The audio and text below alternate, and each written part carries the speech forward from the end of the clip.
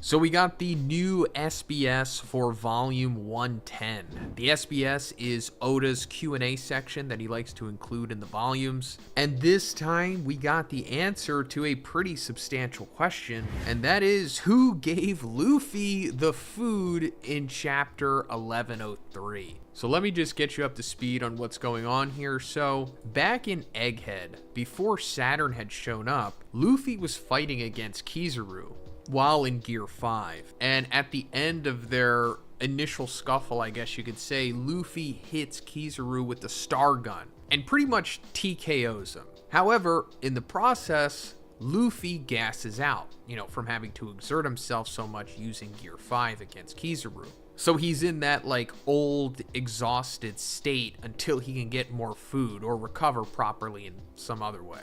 And at that point, Saturn had just shown up on Egghead and all chaos was breaking loose. So there wasn't really an easy way to get Luffy food at that point. And on top of everything else, Saturn had Bonnie and was about to kill her. And then as that's happening, suddenly food magically appears in front of Luffy and he just consumes all of it. Funny enough though, it's not even Luffy who winds up saving Bonnie in this sequence. It's actually Pseudo Kuma who helps her out because, it's like her dad and it went into the theme of what was going on at the time. But Luffy does come back and wreck both Saturn and Kizaru. But anyway, it had the community questioning who gave Luffy the food.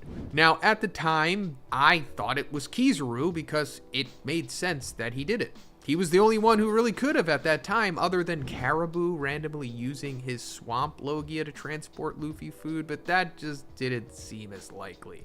But that brings us to the question that Oda was asked here, which was in chapter 1103, Luffy was so hungry and cannot move, but in chapter 1106, he became full. Who was it that gave Luffy food? And Oda said, in chapter 1103, Luffy started to wolf down food. When Luffy said food, who was it that responded? Was it Sanji or Frankie who was present near him? Kizaru and Sentomaru were also there. Whoever did it never got exposed, it seems. That action seemed to be done in the speed of light, that even the naked eye can't see it. I don't know who did it. The speed of light. So, yeah, obviously Oda is telling us that it was Kizaru who did it since he has the light Logia and can allegedly move at the speed of light. I'm not going to go into if he does or doesn't or why he only does that sometimes and why he doesn't do it all the time. It doesn't really matter. However, it was Kizaru who helped Luffy here, moving allegedly at the speed of light so fast that Saturn couldn't even see him because Saturn was like, who gave him food? So I think this is great. And let me also explain why Kizaru even gave Luffy the food in the first place, and it's because he wanted him to save Bonnie. I guess Kizaru kind of sees Bonnie as his niece because of their time spent together with Kuma and Vegapunk and Sentomaru. And throughout this arc, we've seen Kizaru being conflicted. His whole thing was being a cog in the machine of justice, kind of just going along with it, keeping his mouth closed, just following orders. But now that his closest friends are brought into the picture here, and he's tasked with killing all of them in this arc, and he actually even successfully winds up killing Vegapunk himself, or leads to his death. I guess it was Saturn who killed him, but he still stabbed him. And I guess one of his initial breaking points was when he saw Bonnie about to be killed by Saturn. He was like, well, I can't save her myself because then Saturn's going to see what I've done. And I can't kill Saturn because he's a freaking immortal Gorosei guy. So my best course of action here is to give food to Luffy, who I know is stronger than me. He'll recover and then save Bonnie. And I could do it fast enough without anybody realizing it was me. So that in combination with Kizaru's big crash out at the end of the arc where he scream cries at Akainu for what he had to do at Egghead. This all leads to, what we've been talking about for a while now, Kizaru's big face turn. But not only him, but I think all of the original 3 admirals will all have face turns. So next up, we have some more surprising info, and that's the backstory of the 2 new admirals, Fujitora and Green Bull. So a reader asked, please tell us the former occupations of Fujitora and Ryokuyu before they became Marine admirals. And Oda said, all right,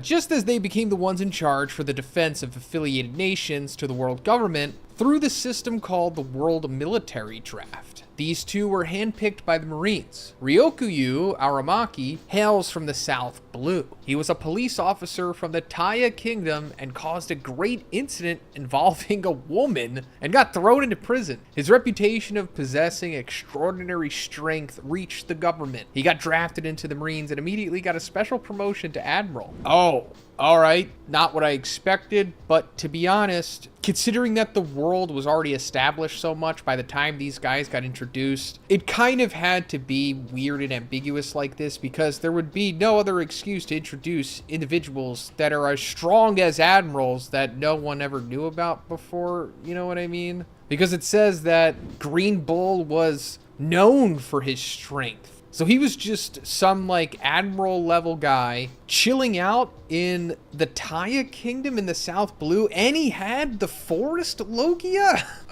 All right, I guess that's just how it works. I mean, he's not young either, but you know, there has to just be some kind of backstory for these guys, I guess. Also, whatever the incident was with a woman, I think you kind of know he probably did something, you know, pretty bad, like assault. Fujitora Isho hails from the West Blue. He incurred losses on a gambling house in Twin Snake Island, and the place he was working as a bodyguard was bought by the world government with a large sum of money. Isho was a former defense military chief in the Aoi Kingdom that once existed in the Grand Line. The Aoi Kingdom was destroyed because of the war, and he became a significant war criminal. The world government will eventually be made aware of this fact. Whoa! They don't even know this yet? And what war? I mean, we know about the Void Century War, but this was only like, what, 30 years ago or something? I don't know. And then the Blue Kingdom, the Aoi Kingdom, it once existed in the Grand Line.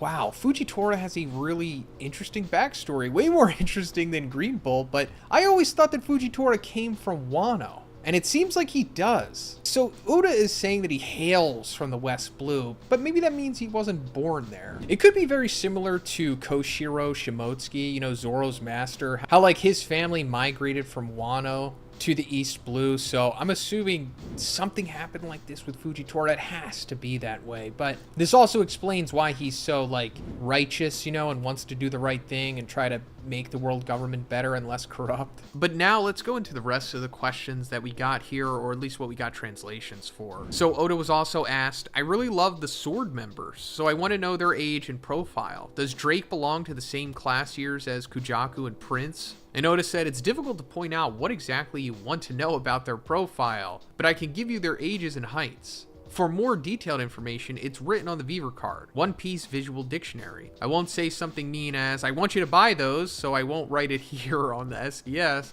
but physically speaking, the information written there is much better. Don't get me wrong, since you've asked for it, I will answer. Here you go. Drake is 33, and he's 233 centimeters tall. That is 7'6", which is pretty tall, but this is One Piece.